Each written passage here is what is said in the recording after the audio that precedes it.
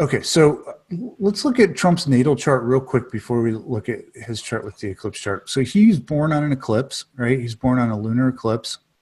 We know that because the sun and moon it's a full moon, right? Um, it's almost, he's born like what, 2 hour and 45 minutes, 2 hours before the exact full moon. And the sun and moon are within 2 degrees of a conjunction with the node. So that tells us it's an eclipse. I mean, this chart is so crazy. This is just such a perfect expression. It's like if all you have to look at really is this, and this, and you've got a picture of Donald Trump, right? So ascendant, and here's Regulus right here at the time of his birth. So the Star of Kings. So he just comes into the world, believing that he's the king and he can do no wrong and his way is the right way and everybody needs to listen to him. Well, he could be like a butcher, in Manhattan, and he'd just be the guy that never shuts up and tells everybody what they should be ordering and, bosses his workers around and tells everybody he's the best butcher shop in New York. And, instead he's in finance and politics and entertainment, right? So he's a little bit more in our faces. But that's, ascendant, your personality, that's a big part of who he is. The last degree of any sign is considered to be like the distillation of all the degrees that came before it. So they're sometimes called critical degrees, and there's a more technical meaning of critical degrees, which we won't get into right now. But it's widely used that the 30th degree of any sign is a critical degree. And basically in practice, the way it shows up is the last degree, any planets in the last degree of a sign or the ascendant midheaven, they're going to tend to be kind of problematic because it's like you got to figure out all of what came before in Leo and figure out how to embody that and bring it into the world. And then Mars right on the ascendant. So Mars is technically in the 12th house, but it's within 5 degrees of the ascendant. So we probably count it in the first house, and it's 3 degrees from the ascendant. So it's a conjunction. And basically when you have a planet conjunct the ascendant, they're going to tend to operate as one unit, whether they get along or not. So Mars ascendant people are going to be aggressive, assertive, driving. Mars is the force that wants to go out into the world and conquer, and fight and kind of like get what it wants. And, and that can be good and bad, right? We all need assertiveness. This could be the sign of like a really inspired leader. So, but you can just see that in the way that he deals with people. It's just like the irascibility and the impatience with any viewpoints that differ from his own. And even the red face, he just gets angry so easily. Very, very Mars ascendant and Leo there. And then this whole axis on the lunar eclipse is just like out of control. So let's start down here in Sag. South node conjunct moon. So South node, past life karma, other dimensional soul experiences. What he brought into this lifetime is both his gifts, but also kind of his hang-ups, his comfort zone. Moon, emotions, right? How I nurture myself, how I bring myself into balance when I feel mad, sad, angry, hungry, tired, whatever. Moon and Sag is just a fundamentally optimistic temperament. I mean, all things being equal, Moon and Sag people, they tend to, it's a fire sign, they tend to not really spend a lot of time with emotions, right? They're not the kind that's going to sit around and, it's like you broke up with them, and they're not the kind that's going to sit around for, a couple of years just mourning the fact that you left and just, how could she leave me? I'm all alone. They're probably going to go out that night, get drunk, meet somebody new, go have a fling, and then they're back on their game. So, I mean, that has its positives and its negatives, obviously, but it does give him this kind of fundamentally optimistic or self-confident place to start out from. What's trying to happen, with the nodes is over the course of this lifetime that he is meant to grow into this, the North Node. So North Node conjunct Sun Uranus in Gemini. Well, first of all, Sun Uranus conjunct. I mean, you got Gemini, which is already lots of thoughts, right? Attention deficit, kind of like, Gemini can be very like, hey, oh, yeah, oh, wow, and then you put Uranus in there, this like on off, like erratic, spastic, jerky, kind of higher level cosmic energy coming through. I mean, you just watch the guy talk. It's like he can't, and I've been looking back at transcripts from, like the late 90s, and he talks kind of the same way that he does now. He never really finishes a thought. It's like nothing gets completed, and there's about 5 different topics in one sentence.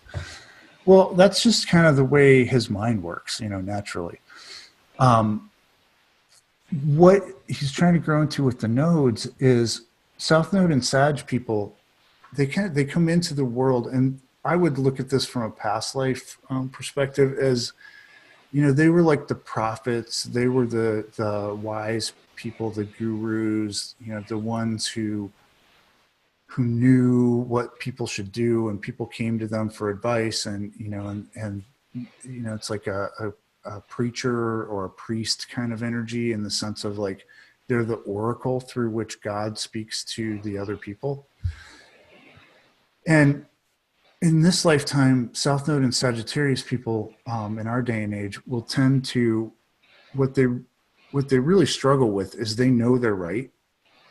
And they're trying to, in the first 40 years of life or so, which for everybody, we tend to have to re-experience whatever that South Node energy was and kind of fully understand it before we can really move into the North Node, which is our destiny path in this lifetime.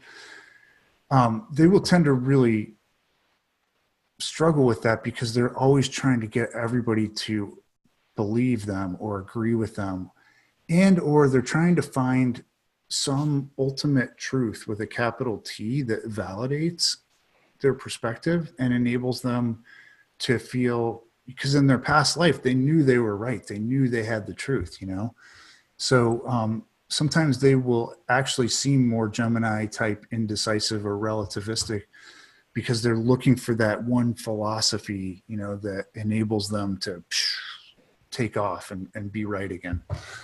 Well, what they're trying to grow into in this lifetime is Gemini, is curiosity, is being curious about other people rather than trying to ram their beliefs down other people's throats. I'm going to say on an evolutionary level, Donald Trump hasn't quite gotten there. And I think he's 71, 73. He really should be probably quite a bit farther along than he is.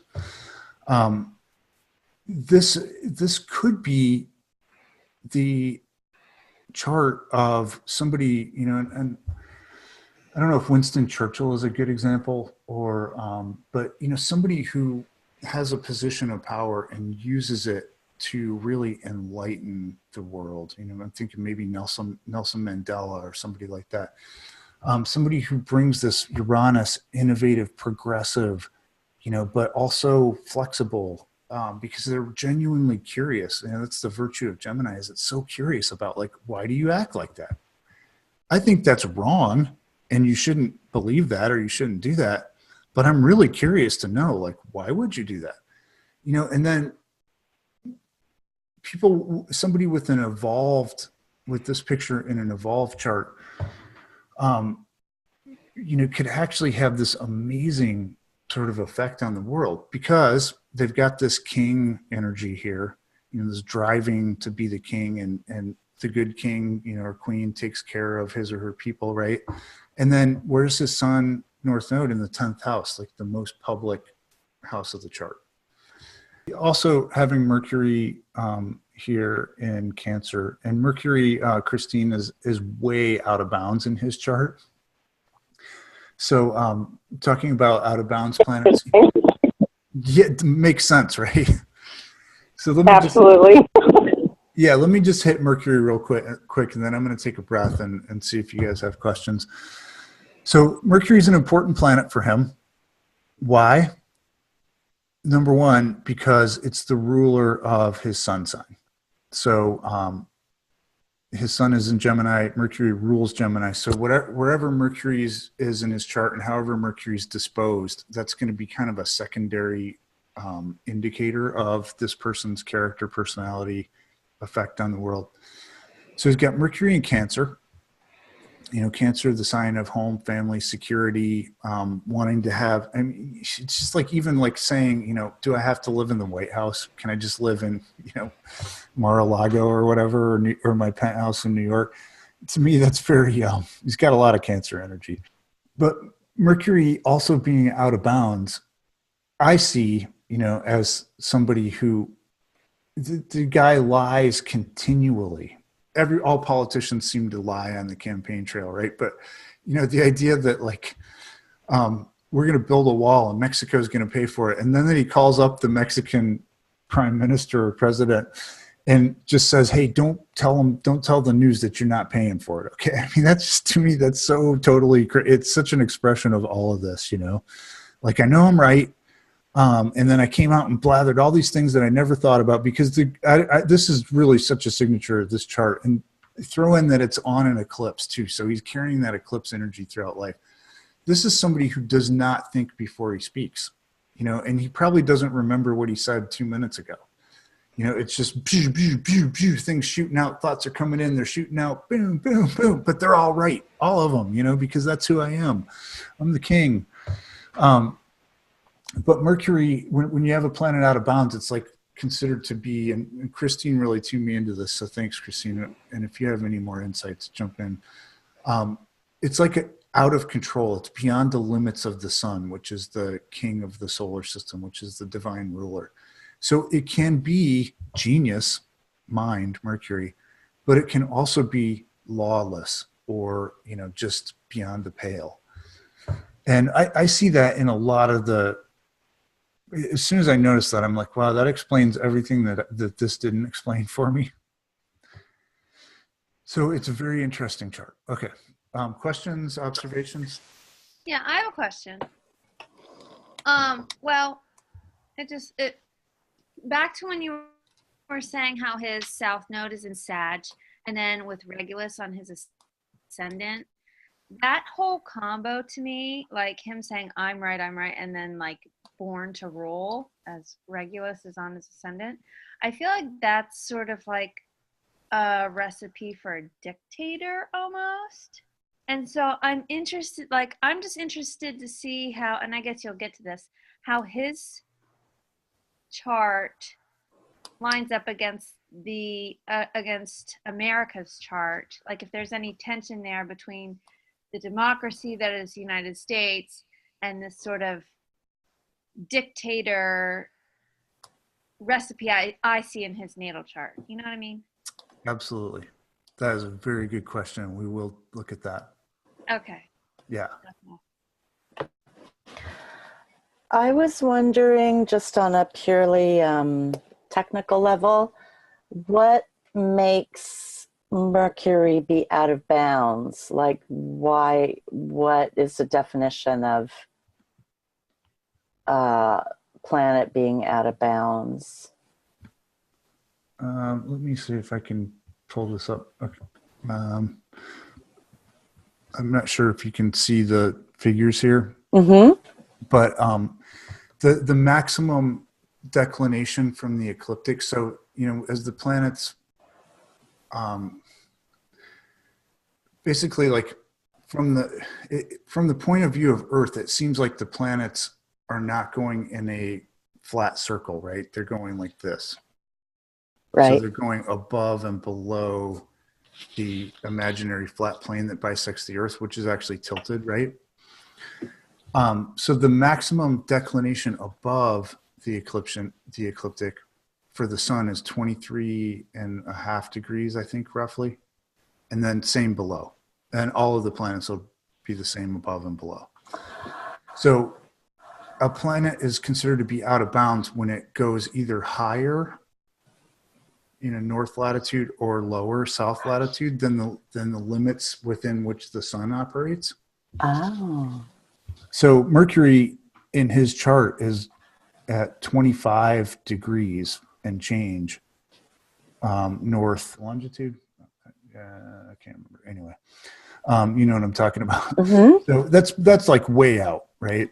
And a lot of times the outer planets are. So you didn't really usually pay that much attention to the outer planets, but yeah, that's what it is. Even like the moon and the sun are like really close to, like they're 23. What did you say? It was 23 was sort of the limit.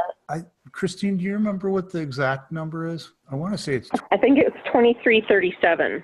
Okay. Okay, so it's like pretty close, right? Yeah, you're right. They're like almost out of bounds or just at the limit. Yeah, well, no, the sun can't be out of bounds because the lunar is established by the sun. Okay. But Uh-huh. but that's a good point. Is like his moon is what's 26 arc minutes, so half a degree from being out of bounds. And I think that there's a lot of astrologers that look at, I think it's a degree and a half. So 22 degrees, I guess, a little over 22 degrees, they would still, they would call it high deck, which is probably not as erratic as completely out of bounds, but getting there. Wow, man! So that would like pull the moon in there. Yeah, and what is this here? Well, that's sort of going into the Yeah, so he's got like a lot of planets kind of like out there. Okay. Yeah. Interesting. Thank you. I didn't know that. I think we've covered the markers for erraticness.